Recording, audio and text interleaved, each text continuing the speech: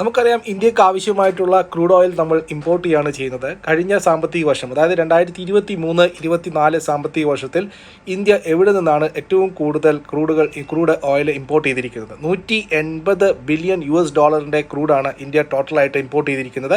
ഇതിൽ 80% ഇമ്പോർട്ട് ചെയ്തിരിക്കുന്നത് ആദ്യത്തെ 6 രാജ്യങ്ങളിൽ നിന്നാണ്. അത് ഏതൊക്കെയാണെന്ന് നമുക്ക് നോക്കാം. ഏറ്റവും കൂടുതൽ ഇമ്പോർട്ട് ചെയ്തിരിക്കുന്നത് റഷ്യയിൽ നിന്നാണ്.